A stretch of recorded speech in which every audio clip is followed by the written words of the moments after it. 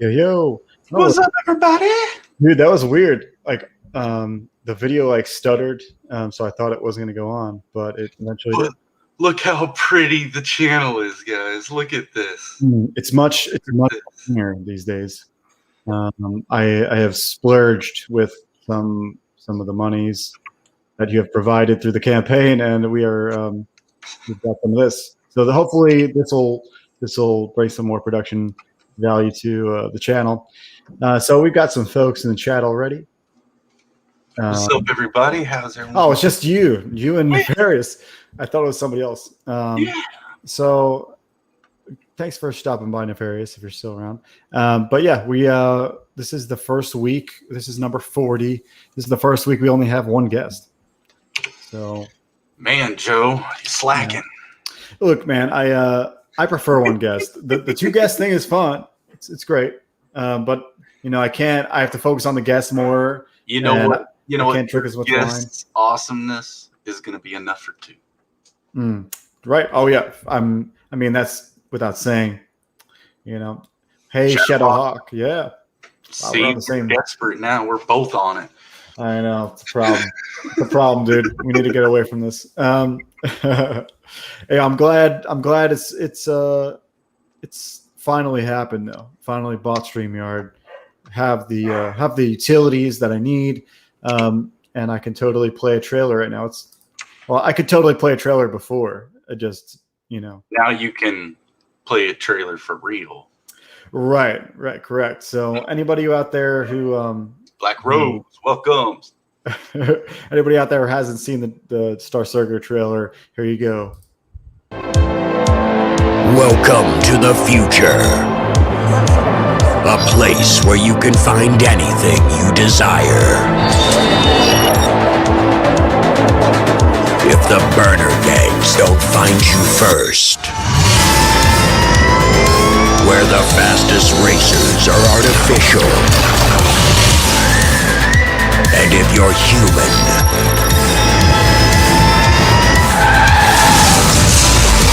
don't stand a chance.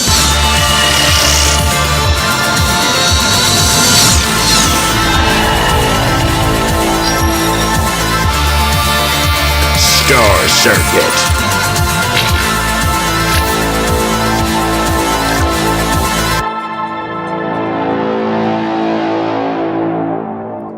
Haha, awesome. Dude, that felt better now that I paid for it. It feels better, I think. It is better. It's better. It is better. It is. Oh, yeah. Leaky eggplants. Dude, I was going to say juicy, but that just sounds not. I thought my comment was going to probably be a monetization problem for the future, but no, never mind. I'm good. Nothing. I didn't say the word. I didn't say the M word. I didn't say it. What? The M word. Moist. Oh, yeah, M. Word. Yeah. Okay. Oh, you thought I said M? It's all about the pronunciation in either case.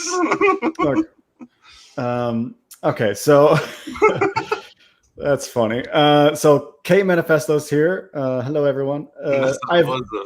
I have a interview up with Bleeding Fool today, along with Dojo Kun, and don't know why I'm blanking on the other one. Is somebody I like to. Oh, Infinity. Infinity's got a book up there as well. All three of us are on Bleeding Fool today, so go read that. A lot of cool information. But yeah, we've got an awesome show. We've got a creator that I've seen on many channels. We've barely interacted. I forget the first time. Maybe on B Rose's channel. I can't remember. But we have Scott Payne here with Chaotic Flux. I always think Aeon Flux when I read that title. No matter how different the two IPs are, that's what it feels like when I say it. So let's bring him in without any further ado. What's up? What's up, guys? Good to have you. Good to be here, guys. Is that a giant banner of the whole your label? Is that the whole? Mm-hmm. Yeah, nice. It's the one I use for conventions, and I figured why not hang out behind me while I'm doing shows during campaign time. So Yeah, nice. That's brilliant. That's brilliant. And that's a Stan Lee thing to the left there, right? Yeah, actually, it's a collage. I'll get it so you can see it better. Oh, sweet. My wife got me this for my was it birthday? No, it was Valentine's Day. So it's a collage of like all of him and Jack Kirby's art that makes up his face. Yeah, that looks like awesome. Because especially for Valentine's Day, that's extra cool. Yeah, I thought it was pretty badass. Awesome. So the man, the myth, the legend, Stan Lee. Yeah, that's kind of the only way you can ever get like a spouse to be like, I want a painting of another man. And they're like, okay. Exactly what I need. Well, yeah, she surprised me with it. And awesome. Yeah, I thought it was a pretty cool gift. Cool. She's gotten really good at her gifts over the years, especially now. Dude, it's always good when you get something. For, I think we're on year 7 now. Yeah, year 7 we've been married. Wow, dude, congrats. Thanks. So, 7. Dude, anybody, it's a harder thing than you'd think it'd be to like keep it alive. You know what I mean? So doing things like that, finding Stan Lee collage paintings is what you got to do. Yep. At least for us nerds, we need stuff like that. So Jeremy's here. Thanks for showing up, Jeremy Burtz. So Leroy's already saying shit. He's been in here 0 minutes. He's already saying shit. What's up, D? And D's here. So, Jeremy, do you have any news this week? Any odd occurrences? I'm supposed to be getting the tracking number for our coins for Beckend, and you're gonna say Dogecoin. Get those packaged up and sent out. No doggy coins. I'm good. I'm good, and especially after that SNL, situation. So I've heard about it. I couldn't watch. I don't want to watch it. I don't want to watch SNL. Period. But hey, Elon, just by chance you happen by this, go on the Flagrant 2. They'll make you funny. So just a tip. So yeah, I'm glad he's out there doing stuff because he's like the coolest billionaire out there. At least he's fun. At least he makes you think a little bit. Times unpredictable, which is pretty cool. Yeah, and he's got that. He's the last one that has some like mystery-ish kind of stuff to him. Everybody else is just like Warren Buffett. Who cares? We're tired of you being so kind of cheap. Like, go spend some money, dude. You know what I mean? Yeah, on comics like the one we got to show today. Leroy says, Joe tags me in his tweet, then the bitches show up. Oh, then bitches I show up. Can't wait. It's funny. Yeah, so I wanted to bring up one more thing before we get into the book. Well, before we do that, we can do like a little bit of an introduction for you, Scott. Where are you from and why you like comics, bro? Well, I'm from Texas. I've lived here most of my life. Actually, I'm in Galveston, Texas, which is south of Houston. But comic books. Well, I early on in my life, when I was, I guess about 12 years old was when I got my first comic, if I remember right, and it was a Spider-Man comic. I can't remember which one it was, but and I really fell into Spider-Man and his these abilities and what have you, and the action and all the things he's had to juggle in his life. And then I got introduced into X-Men, and that's what really like took off for me for comic books. Like I love 90s X-Men and the late 80s X-Men too, but especially I really enjoyed the Jim Lee run, and then Joe Mandarera when he was drawing it. And, really jumped into that, especially when the cartoon series came out too. That was phenomenal in the 90s. I love that show. And then I read Batman and Watchmen, and it just kept growing and growing, and I actually got a pretty good collection now. But I when I was about 18 years old, I wanted to make a comic book that was a team-based type comic. So then I started fleshing out ideas, and slowly but surely, eventually, came together Chaotic Flux. Dude, That's awesome. I feel like so many people have the X-Men as their origin story. Even me a little bit, even though I was thinking about it today. I always tell the story that my parents were too, I guess, Catholic to like want me to around comics. But the more I thought about it, the more I think it was also just money.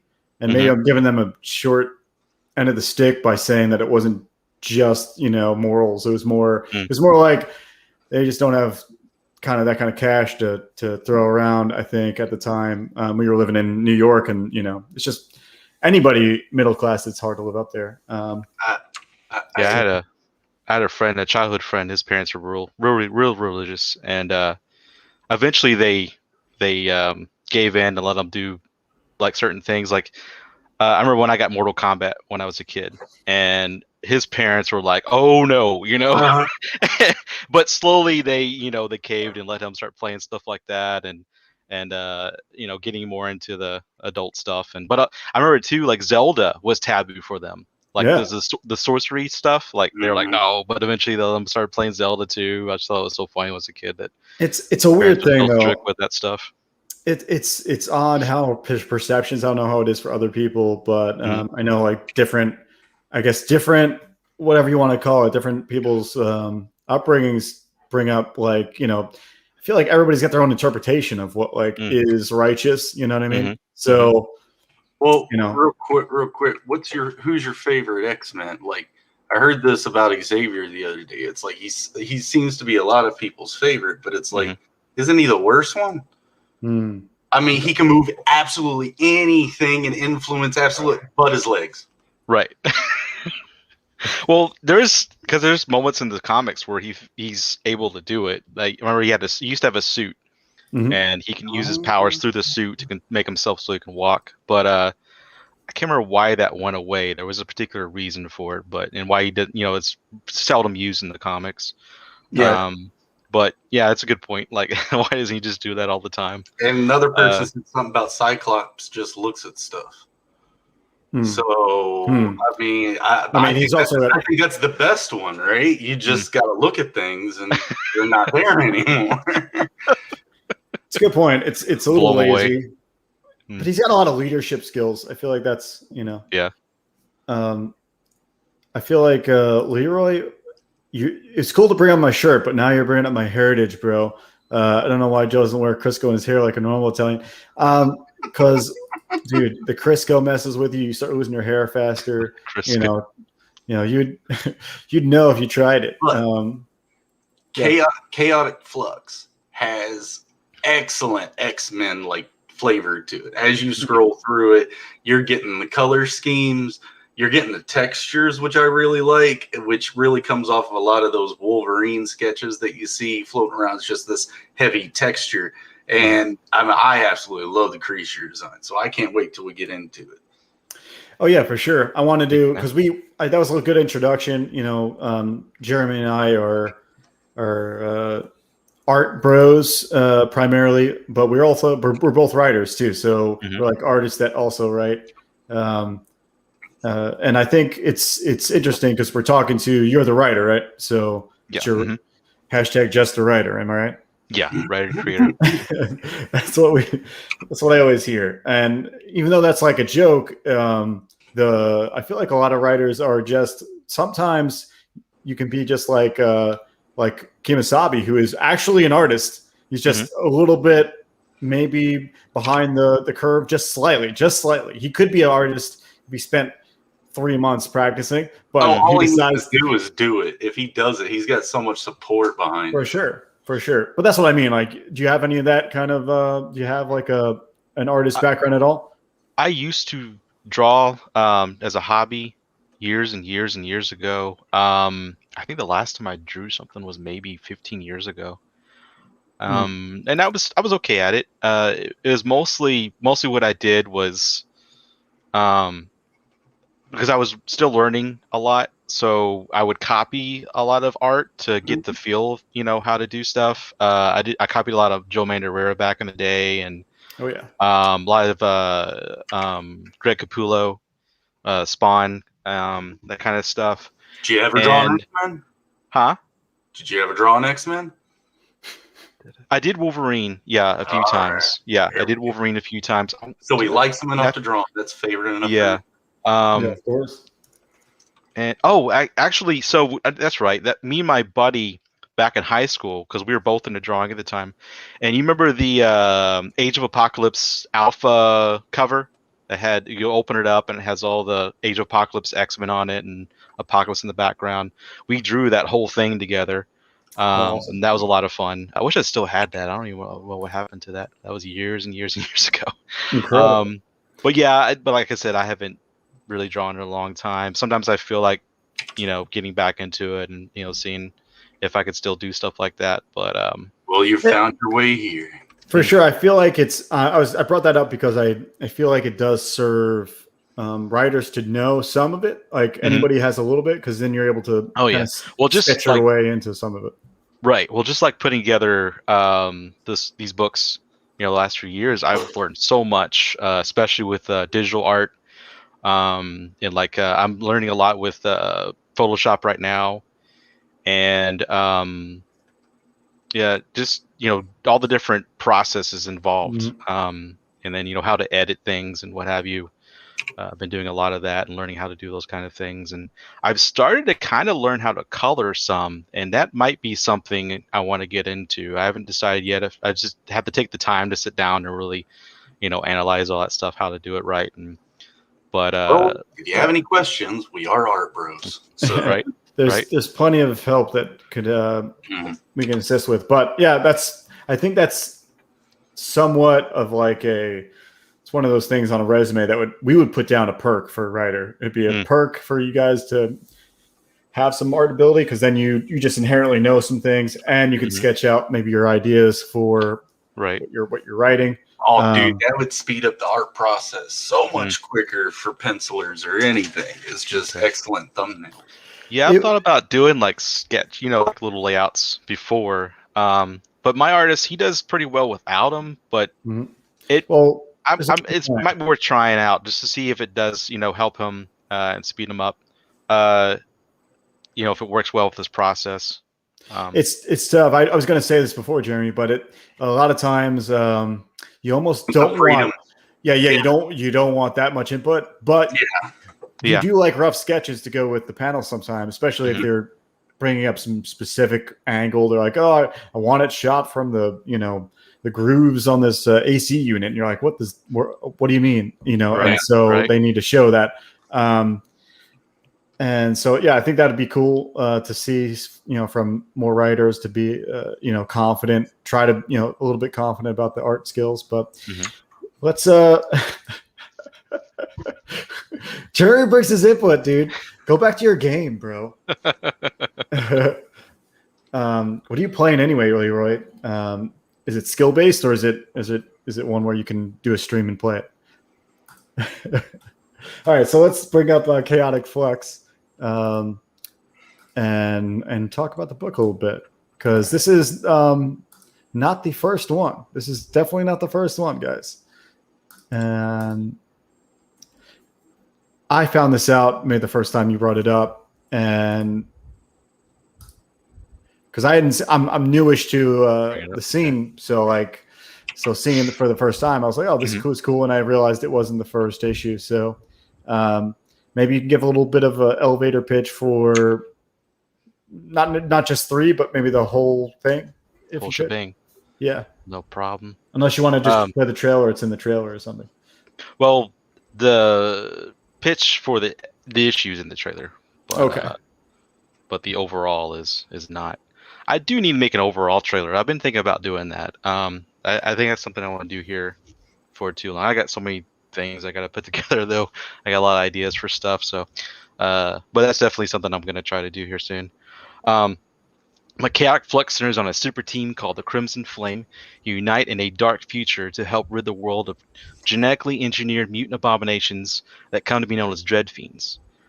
Cataclysmic weather patterns have ravaged the world's food sources and caused nations to turn on one another over great demand for resources. This has led to the creation of new self-sustainable and rapid reproduction life forms through multi-animal gene splicing, meant to be a new superfood. as well as docile and easy control. They begin to self-mutate and turn against humanity and use us as their own food source. Well, so we are aiming to use them as a food source, and it flips? Yeah. So they start out as very docile and easy to control. And they're actually kind of, you'll see in the I've got an origin story for them that's coming up in a future issue, but they're more like little kind of cutesy things at first. They start out. But they start to self-mutate and develop this insatiable appetite for human flesh. So they start to, well, really any flesh, but since there's lots of humans around, of course, that's the main thing they're going after. And when they feed on something, they're able to break it down as a biofuel and use that to self-mutate. And they can make themselves bigger, wings for flight, for instance, extra limbs, whatever they need to get the upper hand in battle, basically, as long as, there's limitations to it, but not very much. Okay. And there's this team that comes together to, they take upon themselves to save humanity from these horrible mutants that are taking over the world. There's Zathara, who's an alien hybrid, and that's where you're seeing her there in those pictures. She's able to form crystal-like structures at will.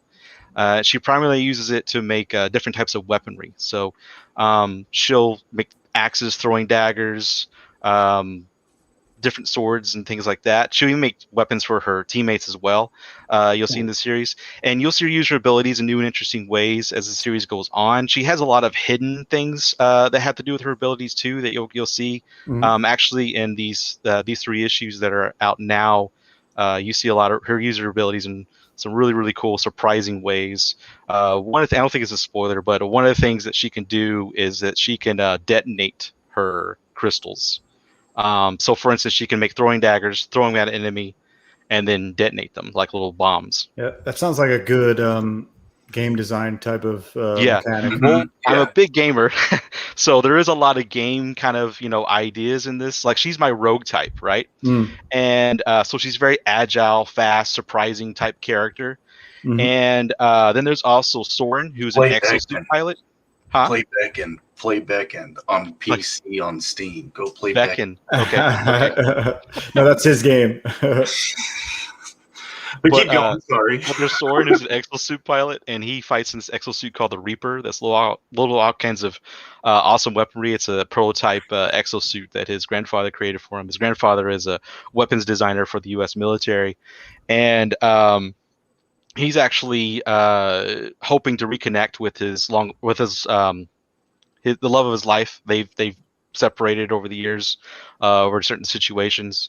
And that's part of the storyline is he's trying to get back to her and rekindle that love. And then there's also Strife, who's a big transforming AI mecha, and he can turn into all sorts of things. I'm a big fan of Transformers, and I love big robots, so I wanted to have that type of character in the series. And he can turn into like a ship mode to transport the team around in, and he has a bombardment mode, which is kind of tank mode that has like crab legs with all his weaponry on his back. I thought you said, did you say apartment mode? Bombardment mode. Bombardment. Okay. Bombardment. Yeah, like, it's a fun. Yeah, it's a fun word. I'm trying to say it, but I love the way it sounds. So it's bombardment mode, and he can also self-engineer, so he can change himself up. Like as long as he has the materials to make it, he can engineer different types of weaponry and things. And as you see his story, as you see him go on, you'll see him adapt and change, add new armor and what have you. Whereas he's adaptable on the mechanical level, the Dread Fiends are adaptable on the biological level. So we're talking. That's the green guy we're talking about, right? Yeah. Well, that's his original form. Yeah, that's when. So in this issue 3, we do see him when he's his original form, and as like I said, in the issue 1, you see a glimpse of the future, and you'll see the future version of him. But yeah, and the guy with the rifle there on the right on the far right cover, that's Soren. Yeah. Okay. Yeah. But yeah, these first 3 issues, actually the next one too, it's focusing on the Zathara right now. It's fleshing out her backstory. And I chose to use her as well as your character that, is introducing you, leading you into this world, opening the doors for you here at the beginning, and world building and all that fun stuff. And then in issue 5, we'll get into Soren's backstory and as well as Strife's. Issue 5 and 6 will focus on those 2 characters. Cool. And then I'm sorry. Do you have an end-ish type of? Oh yeah. Or is this an ongoing? It's an ongoing for a while. I mean, there is an ending. I know what the ending is, and so now we're getting that. We're working towards the ending. But it's going to be a pretty long series. I have a lot of ideas for this series. There's a lot of battles I want to get in there, a lot of character growth, a lot of character relationships. Okay. So it's going to be somewhere around 40 or 50 issues, I'm actually thinking. Ooh. That's awesome, man. That's a lot. That's a good chunk of story. There's 3 other characters, main characters too, or heroes. There's Gareth, who's a big 8-foot-tall swordsman with a giant transforming sword. There's also Nalaria, who's a fire-based mage. That's Soren's love interest. And then there's also her father, Pagan, who's a plant-based mage. And they'll come, a little later as we go along. And so there's going to be 6 members of the Crimson Flame eventually that all come together. In this issue, you're getting the beginning of them coming together and starting to start to form that team. And issue 3 jumps in right after issue 2, where the Dread Fiend had mutated in the last issue and turned into a new super version. And there it is there. And Zathara is having to give her all to take down this giant behemoth of a monster. And then, like I said, in the middle is when we get that moment where the team starts to kind of form.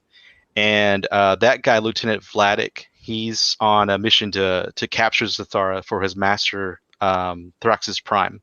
Thraxus Prime is kind of like sort of like an Apocalypse type character. He's different than Apocalypse, but he's a crazy cyborg that's very powerful. And the order that he leads is called the Order of the Purging Hand, and they believe that anything not of Earth shouldn't exist. So they've been trying to hunt Zathara down for a number of years, and the hybrid children like her. And then the third act gets into this really big climactic brutal battle between young Zathara and a group of the Order of Purging Hand that was trying to capture her at that point in the storyline. But so her origin, you're really seeing like her growing into her own as a warrior and learning how to utilize her abilities and understanding what she is, trying to understand what she is and what she's meant for. So at that point she's like 12 years old in the storyline. So you find yourself kind of like thrown into the action in this one, or the first issue pretty well throws you into the action, and as we're building the story as the momentum's going, it's a very kind of fast-paced story in that sense. There are slowdown moments with some strong world building at certain points, but a lot of it is like you're on a momentum, especially in the second issue. And this one, it's not as momentum as the second one, but it's still pretty pretty crazy. So I just like the idea of really just grabbing the reader and it's like, let's go, Right. But I give you time, I give you moments to breathe and and get all what's going on. But you get the heroes chilling at Angel Grove before Rita attacks. Yeah, right.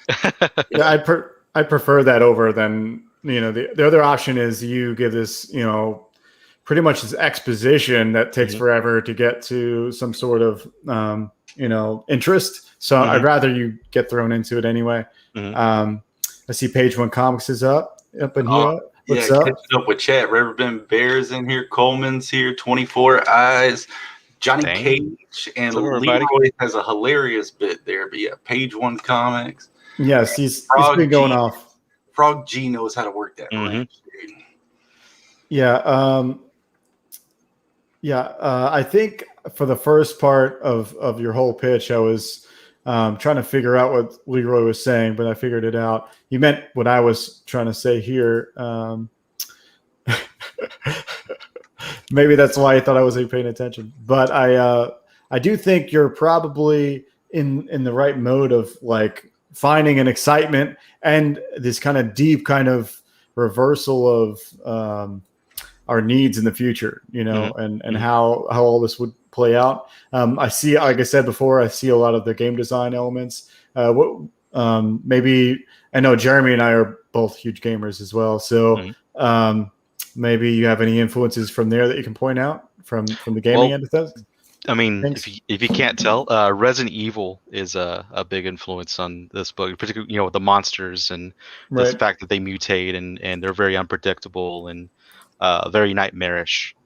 And the cyborgs, they come from a lot of like cyberpunk type ideas, and like they're cyborg mercenaries, so there's quite a few things that out there that's of that.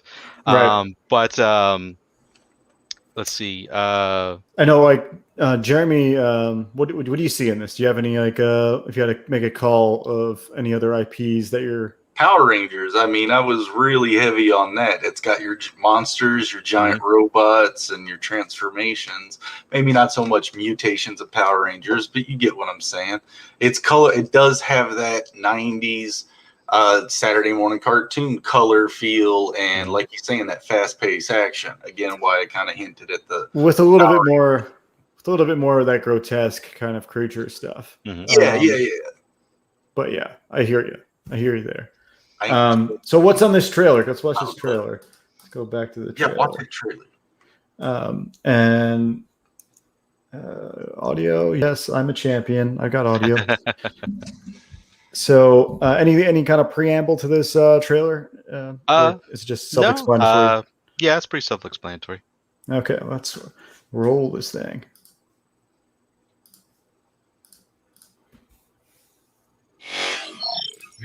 Then a sci-fi saga FLUX continues. Issue 3, Relentless. Drawn and colored by Brian Milano and Brian Unite. Written by Scott Payne and lettered by Janelle Brewer. Relentless jumps right in from where we left off. The Thar must give it her all like you've never seen before to become this titan of humanity. But what could prove to be a bigger problem for a young heroine is Lieutenant Vlad. As he waits for the right moment to capture the dog, for his twisted cyborg overlord, Thrax's Drive. Sword, Strike, and Zathar unite for the first time in the gaming super team, the Crimson Flame.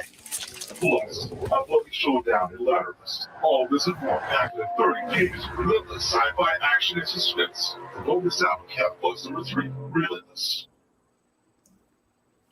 You weren't joking. It was very explanatory. It was awesome. I feel like you're right. It gave the pitch for the book pretty solid. And I felt like a furniture commercial was going to come on right after that. I wasn't wrong, Leroy. I am here and I'm doing things. I'm here. I'm contributing. I'm doing everything. I'm trying to. Usually, one of us will work the page, but recently you've been drawing, so I was like, "Oh, I'll do the page too." So any other tidbits, Scott, on this, or can I ask like a side question that might cue us into more about the book? Tidbits. Well, issue 1, it centers on Zatara's first run-in with the Dread Fiends. Actually, at the beginning, like I was saying, you get a glimpse of the future. You get a glimpse of what the team's like when they're together and they're about to go into a big battle. There's a villain that comes in later named Malakar, and he's this very powerful sorcerer. He's kind of like my Thanos in the storyline. But you get a glimpse of his army at the beginning and what they're either about to go and jump in that battle. More of that battle is going to come later in the storyline, and then you get into Zathara's first run with the Dread Fiends, and then it jumps also into the beginning of when she's dealing with the Order of the Purging Hand in the past. There's a military facility called Ladderless where the children like her are raised and protected by the Order of the Purging Hand. And the Order of the Purging Hand infiltrates the facility and start trying to get to the children and killing anyone that gets in their way. And in issue 2, it focuses on a life or death situation where Zatara is in a race against time to save an innocent family from becoming a Dread Fiend's next meal. So that's basically the rundown of the 3 issues so far. Wow. Yeah, are these pages from issue 1? Yeah, that's from issue 1. Yep. Okay. Yeah, that's the Reaper suit right above there was that Soren pilots. Okay. The big red guy there. Yeah. Dude, that's cool. Thanks. Gotta say. And so that's the double page right there. That's cool. Dude, Yeah. that page right above that one was kind of where I was going off about texture. Mm-hmm. I love the render of that. Thanks. Yeah, Brian loves drawing all those crazy details, which I'm very thankful for because it looks like it looks phenomenal. Style Yeah, is you picked the right guy for sure. Thanks. Yeah, I dig. Did you have a different colorist from issue 1 to issue 3? No, it's the same guy. Same guy. Mhm. Seems like here it's a little bit more subdued, and I think I like it a little bit more than the later stuff, just because I think it's a little less in your face. But that's my stuff. That's how I like my stuff. But that's what cues me in. I was like, maybe he just went more bombastic and Saturday morning cartoon style in the newer stuff. Here it seems more realistic because of it being less saturated and whatnot. Is that what you see, Jeremy? Yeah, a lot of the, like just what you said about the saturation. I think he subdued a little bit more in these later ones, but still, I mean, I think the color usage is still bold and good, and still still flows through for sure. It was just enough to tell him, make me think that it could be a separate person doing it. But interesting. So this is issue 2 we're looking at. Okay, cool. Make sure. So yeah, it's definitely all here for it. If you guys, let's go to the top of the page and it's gonna. I always forget this. I do it every time, and I need to make a post-it note. I need to check what number we're at before we start and afterwards. That way we know where we're at. I haven't refreshed, so we're at 56:14. That's awesome. So. So for your previous books, were they relatively successful, or as far as you're concerned, like you paid for the printing and everything, you didn't go under, you didn't go into the red or something, right? No, I mean it was like right at even, so yeah, I was pretty good, happy with that. So the last campaign made a little over 6,000 before I shut it down. Nice. First one though, that one I didn't hit my goal. But it was my first one, and I had just found CG really at the halfway point running. It was actually after the first 30 days on that campaign. And I'm pretty confident that I would have done. I would have hit my goal if I had found CG sooner. So what's your take very on thankful that? For What's your take on that? I would say, like, how'd you get through? So what happened? You didn't succeed with the first one, but did you combine it into the next campaign, or you re-put it out there afterwards? Well, I mean, like, no, I just carry it over to the next one. So like issue 2, or in issue 2's campaign, you get issue 1 and 2, and then on this one you can get all 3 as well. It just kind of slowly building it that way. I got conventions planned to do as well and sell more at the conventions, but you trying to do I'm just mostly trying to build a brand for myself and a platform, and get out there and get recognized, and for the work and what have you. Yeah, perfect. I feel like your approach to it is what I respect, is just the work itself. A lot of people, sometimes they push the marketing over the book itself, or they'll push pretty much like this. It's almost like you don't have the substance to talk about future books, but for you're already on the third one. So you talking about the rest of the story makes sense. You're, it just flows. Let's pull up the page again. And he's got 4 updates. So you guys have already cleared your goals. You're pushing on past that. What things are you trying to push more than the featured tier, do you think? Well, because there was the 11th, the 11th, Did we just pick up a backer? Yeah, it went up some. Thank you very much. Nice, awesome. But there was more stuff in the campaign, but on the 11th, I just it was the 10th, for fulfillment purposes, to make things easier on us. A lot of stuff was taken off on the campaign page, but. So But right now we have the first 3 issues, the regular versions of the books, either signed or unsigned, and then there's also the PDFs. And then just today, though, I added 2 sketch cards by Simon Portier. Sim made me a couple stretch cards. He's freaking awesome. Do you have any examples at the bottom? Yeah, go up a little bit. Up a little bit. Actually, yeah, go way down. Go way down. I'm sorry. There's a bigger picture of them at the very bottom, or not the very bottom, but near the bottom. Okay. You going? Yeah, there you are. Here? Okay. Yeah. Nice. Awesome. Yeah, I'm familiar with Simon. Seen him around. Yeah, he's a great guy. Mm-hmm. Yeah, he did sketch cards for the last campaign as well, and he said that, I need to do some new ones, and he made those for me. So nice. Sounds awesome, dude. I was just thinking about that the other day. I got 30 to 40 Star Circuit sketch cards to do for fulfillment. I haven't started them yet. I need to start them now. 30 or 40. Wow. Yeah, so it's going to be one hell of a. I mean, pretty much it'll become a warm up each day. I'll do one a day, and actually that won't add up. That'll be a month, maybe 2 a day. We'll see how that goes. Nice. But yeah, I think that any things besides maybe the book. What are you most excited about besides the book that you're giving out to people? Do you have any extra perks besides the sketch cards? Well, stuff that was on the campaign is I'm a big fan of metallic stuff. Chromium. Mm-hmm. So I have some chromium stuff in every campaign. This time I did 3 variant covers, and I'm pretty excited about those. There's one that's the cover just the way it is, but in chromium, and then there's a virgin variant. Yeah, you can scroll down and kind of see. There's the basic idea with the regular version is going to be like that. One is of course, the virgin, no logo or anything, and then there's a line art edition with a silver background. That's cool. That guy there. Mm-hmm. And awesome. I'm really anxious to see what those are going to look like. And I think they're going to look great. My last chromium covers turned out fantastic. So no doubt that these are going to look great as well. And I also do a chromium art print and chromium trading cards.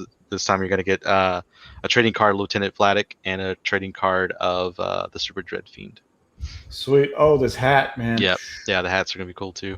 Dude. Yeah. I was thinking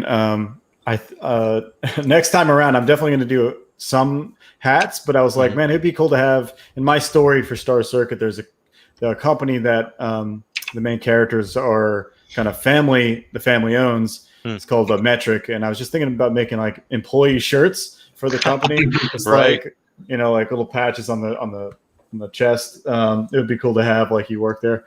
So I'm thinking about doing that next time. But this is I like how those look because it's I don't know, it's something. It's just like 90s, or what is so nostalgic about this kind of style graphic hat?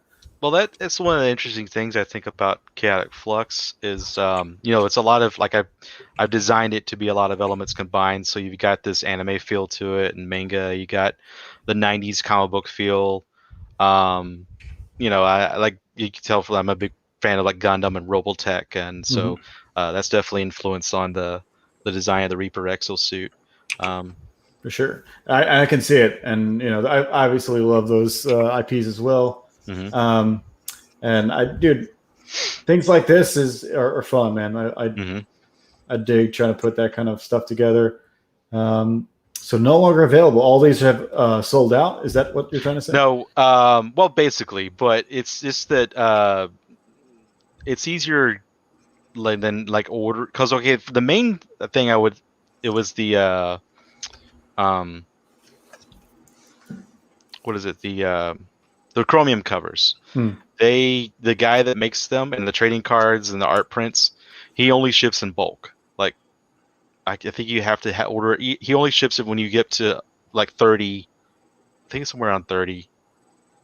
No, it's less than that, but it's in bulk, Right. And so it's either like sit there and wait till I get enough orders and then ship them out, or it was just complicated. So I was like, it's just going to be easier to order everything all at once, cut it off, order everything at once, and send everything out. And also, this allows me and my team to focus more on the next issue, and so that's cool. Yeah, that makes sense, because I mean, fulfilling is tough. So you have to go with kind of what works for printing, what works for, whatever, if you have a distributor or, somebody like that, you got to go with on their terms rather than, so if it's unavailable because of that, whatever, you got to do what you got to do. I'm trying to figure out everything that right now. I'm doing a lot of local printing, so at least I'm, you have a little more control, especially if they're friends or people through a friend or something. That's good. You have a little bit option. of it, right? So yeah, you have any questions for Scott, Jeremy? Not really. I love it. I love the book. I do believe our Art Bros Secret Weapon jumped in and grabbed a copy of the book. So I believe that's who your edition was. That's Collision Bomb. I thought it was you. It's Collision Bomb. She Collision Bomb jumped in. She grabbed it. And yeah. So I'm glad. That's our Art Bro Gleam Secret Weapon. That's right. Nice. I'm glad it jumped up for you. That's awesome. Yeah, one more reader. So like you don't have a question, Jeremy, but I've got tons for Scott. There's like different things because there's a lot of things that for something like this, where do you start for inspiration as far as like we all know like we have the same kind of I guess influences, like same likes at least, through Gundam or Robotech or 80s kind of cartoons and comics. But how do you go about incorporating those into your writing? So in your process, so how do you start instead of I don't know what I'm trying to say. Like, do you start with the inspiration, or do you start with like a theme or story, and then you just kind of attach things where they need to go within the story? You know what I mean? Like, oh, this character's. Well, like I said. Yeah, go for it. I'm sorry. Go ahead. I was just gonna say say you have like a character. Well, I think we're delayed. Are we delayed pretty bad now? Yeah, there's a slight delay. Oh, okay. It's going away now, though, I think. Okay, go for it. Yeah, there's a delay. I'm joking. But so like I said earlier, I was when I was around 18, I wanted to make a team-based comic. So it started where I was coming up with ideas for abilities and background stories for characters and motivations and that sort of thing. And then I had the idea for these creatures and these mutants and as I was continuing to build more, I started thinking about like all the different things that a lot of the things that I enjoy in fictional storytelling, and like so that coming together with building this team and wanting to make something that is familiar but also pretty radically different, and finding that balance. So that was kind of my main road to go. I was trying to go down, and then so like I was saying earlier, I thought about how much I like big robots. So I was like, well, I really want to have a big robot. How's he going to fit in there? And then I thought about, well, it'd be really cool to have this guy with the exosuit that has these tentacles with blades on the end, and each tentacle has a sensor. They seek out and attack targets while he's doing his thing at the same time. So it's like a backup system. I thought that was badass. And, so all these things just kind of like started coming out, well, that's awesome there. I want that. And I want this in it. I want that. And, but also it took me a little while to figure out how to make it all fit right, not feel just like a bunch of stuff together, So connecting all the dots, properly but also like giving it a good, strong story, a good strong meaning behind it, and having because I really want it to be an emotional story as well, and have really strong character growth and relationships that go on. Eventually, you'll see with the characters. So I just started having those ideas like and because I love stories that make me feel make me feel like, oh, that's wow, that kind of feeling, like, and even just like the visuals, a lot of times that gives you an emotional impact, and I really wanted this, so I wanted the Chaotic Flux to have a very good visual element to it. Very like, as soon as you see, you're like, oh, that's badass. At least that's my hope with the series. I think often about the first time I saw Star Wars, and when you see the Death Star, or not the Death Star, the Star Destroyer, flying over your head, and and that was, I remember the first time I saw that, I was like, so I wanted to have, that feel for this comic. And so, yeah, there's a lot of, just cool inspirations, definitely, and a lot of really a drive to, make something that's just hadn't been done before. Not really, anyway, not in this way. Right. I like this. I like how it's all put together, and that's why, because I noticed all these elements, right? Mm-hmm. And I know Jeremy has the same feeling. And also, sorry guys for the internet. I don't know why it's sputtering. It's what it is. Too much awesome. Too much awesome. There you go. Too much awesome. Thanks. Got Fred Durst up in here. The Joe Sontag is in the house. And thanks for everybody sticking around through the weird internet. But yeah, Jeremy and I probably both get the same feel. I know what you think, Jeremy, but it definitely. I want to go grab my power morpher and get in the mood for this. Like, that's what I'm saying. I love the concept and the fact that you're grabbing from things like Gundam and all that right around that time, and you've world-buildingly found a way to tie it all together and keep it all interesting and cohesive into a nice little package. That's awesome, especially going your number 3rd, book coming out. So that's awesome. It's got that flavor, man. I can't wait. Yeah, I'm definitely looking forward to. How are you going to keep the campaign open for until you get the next one up, or how's that going to work? Yeah, that's probably what's going to happen. That's what I did with the last one. I just left it up until I started the next one, and then then I took it down. I took it down just for less confusion, because I was going to have issue 2 in the next campaign anyway. So Leroy is totally. Yeah, he's throwing maters, man. He's calling you out, dude. I'm here talking, Leroy. Okay. What Leroy doesn't know. It's all good. It keeps the flavor up. I like being on my toes. Let's go. What Leroy doesn't know is if I let Jeremy off the chain leash. I got the wrench. I could time him out anytime. I love the material. Right. I do it because I respect his joke about you looking like what was Uncle Jesse's fired stunt double from Family or from Full House or whatever. I thought it was hilarious. Yeah, Leroy's pretty witty for a non-creator, dude. Yes. He's pretty good. He's pretty good. He should create something. If Leroy made something, I would be interested to know what it turned out to be. It just keeps it keeps the chat alive, with the comedy. I love it. I do as well. So I'm glad you're going to keep it open, because I don't see a reason to pull down the campaign. Right. Not when you have something this bombastic, and it's the 3rd in the series. So why not? I was going to ask before the internet went all crazy. Do you have any plans to put it in local shops or anything? Or... I have it in a few shops. Yeah, nice. In my area. Yeah.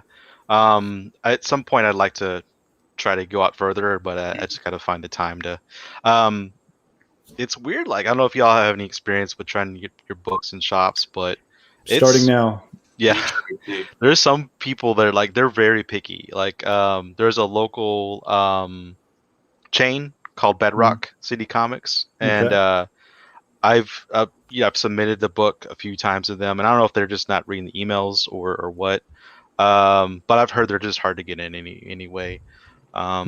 So you might have that problem. I know a lot of people have thought about putting their book in Diamond, in their catalog, but the shop has to even want to order your book in the first place, which is sometimes hard to get them to do that. Yeah, I don't think that's. I mean, I'm not going to ever go down Diamond's route, because I don't think it. Most people I don't think do, unless they're mainstream.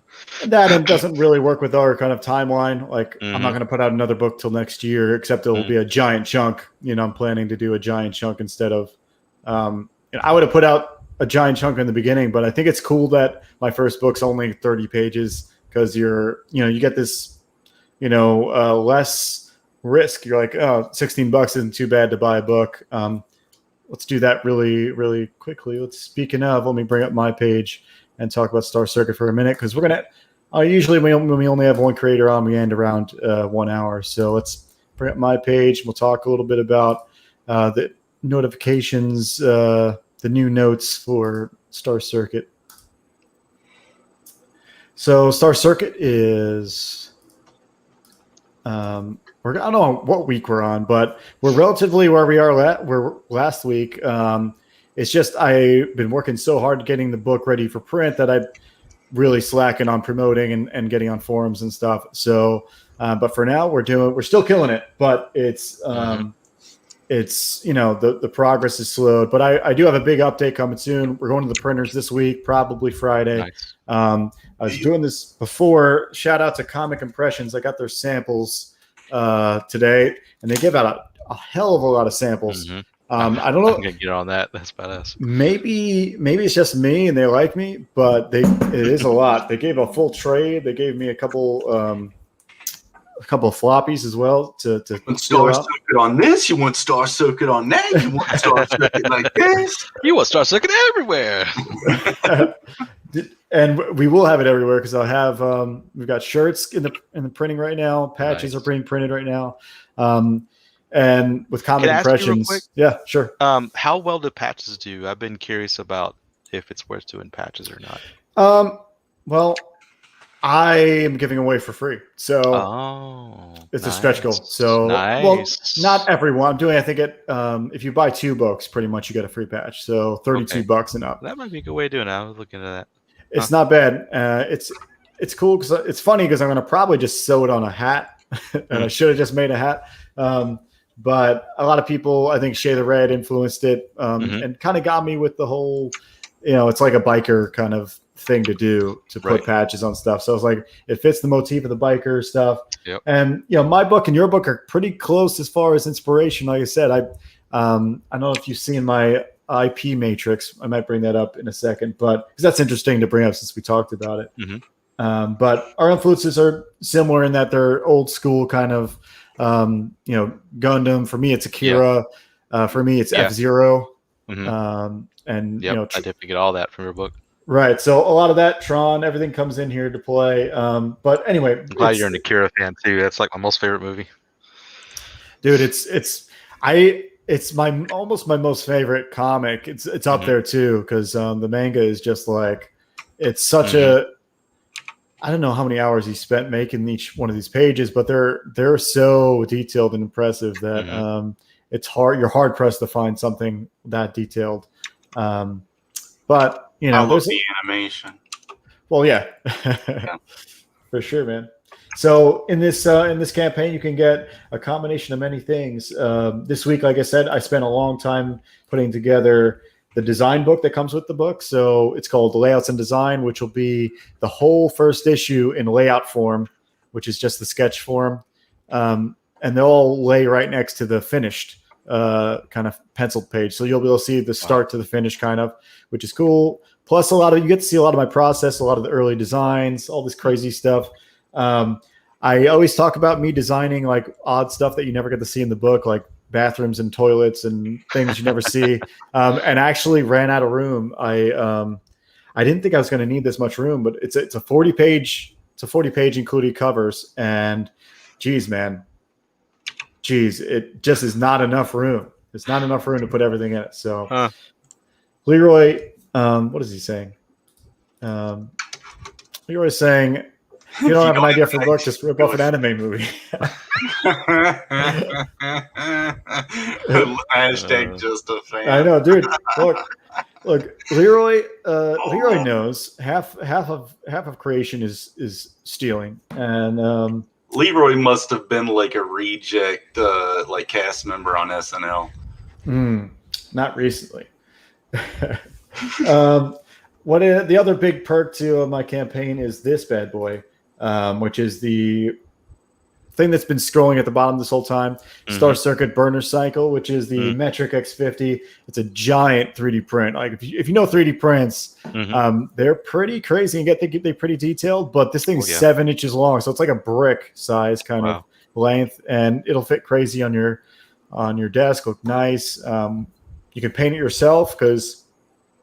When we come around for issue 2, we'll be able to do a little campaign where, we're gonna have a little contest where we have everyone paint their own design, and whoever's got one of these models will be in the running for getting their bike in the book, which will be cool because there will be a lot of cool stuff in the new we'll say installment, because it's not just the first chapter. It'll be the next few chapters. So, and we got plenty of art pages left. So go check out Star Circuit. It's still going to stay up until next year, pretty much. It's going to be up here for a long time. So, when does the mixtape release? Everything releases on the same day. When I start shipping out, I'll be sending out a download email for everybody. That'll be for not only. Do you add that to your channel, or were you going to get your mixtape on the channel? What channel? What are you talking about? This one. Will I put the mixtape on this channel? Like as we do the show. Oh, will I do it live? Is what you're saying? Yeah, like kind of like what I do over on my channel with the music I got over there. Oh, will I play in the background? Maybe we could play some right now for sure. Just an idea. That's a good point. I always play a little teaser at the end anyway, which we'll play right now. But thanks for showing up, everybody. We've got some awesome people. What Coleman's got a solid question. How long will it be available? The 3D print that is available while supplies last. Coleman. And it looks like it's going to be a while because we've got 25 left. So we got plenty of time. I feel like once the book is released, I have this nice ad at the back of the book that I feel like will sell it. You're going to read the book and be stoked on all the things that have happened in the story. And you're going to be like, oh man, I could have this. I might have to go get this now. So hopefully that'll bring some more sales to the 3D print. I've got a great kind of expert 3D printer doing it for me. Awesome. And guys, you do want to get that. The price on it's kind of stupid low, but yeah, it's very cheap. The quality of it. But Joe, show how far the sprite has gone for Catapano. Oh snap! You got it up. I'll bring it up. Before I do that, I wish you could have animated it before the end of the show, but no. Oh, no worries, dude. Riot Kitty says it would be cool if we got a DJ booth and everything. Yes, would be hilarious. Ooh, Catapano, dude, nice. There you are. Nice, dude. I like how I've got still my full head of hair, which is great. Mm-hmm. You know, I'm not balding. Not yet. We don't get to see the back of your head, so dude. Speaking of, dude, the it's getting worse back hair on. It's getting no, my whole hair comes off of my head. Yeah, I like that. Dude, somebody needs to draw. Oh, actually, what I was talking about is actually having him do the Ryu and Ken uppercut. Mm-hmm. So as he comes down from that animation, the headband and hair can come off and just land back down. That would be awesome. And then put like a little shine, like a ping on his forehead, on his head, from being all shiny. Yeah. Oh yeah, you should. I tell you what, guys, it's getting worse back there. You get a mirror and you try to check. It's getting worse. Forhims.com. For him, there's plenty of things. Don't worry about it, Cole, man. You've already supported like a champion. I like the new avatar, by the way. Yeah. And yeah, thanks for showing up, everyone. Thanks for. Oh, real quick, I want to say, FLUX issue 3 is it's somewhere around 98 or 99% done. So it should be just another week, and then off to the printer. So, and then, so we're like in the same next time. Month, everything starts shipping out. That's incredible. Mm-hmm. Awesome. Thanks for coming on. An awesome book. I'm glad. I'm glad we can help out. This one guy, guys, go in there and get that. Support all your local artists and your writers and your creators. I consider writers artists, so chill out.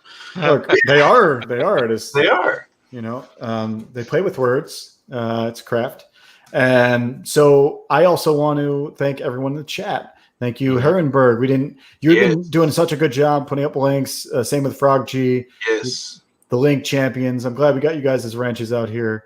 You're not worthy. Thank you for the snide comments from Leroy. We cannot do it without Leroy, you. With love. He's got to keep you on your toes. Right. And Fred Durst. Fred Durst has kept it here. And he's saying Leroy's secretly a weeb. It's all about the nookie. Yes, he's secretly in. He knows what it's about. He may or may not have backed Star Circuit, and that's half weebery. Everybody knows it. Oh, look at this. Does everyone use bidets in the cyberpunk future? I didn't design that part. I didn't think about the water, but I thought about. Art Bros is brought to you by Hello Tushy. I thought you were going to bring up trying to get those sponsors, Joe. potpourri sponsors.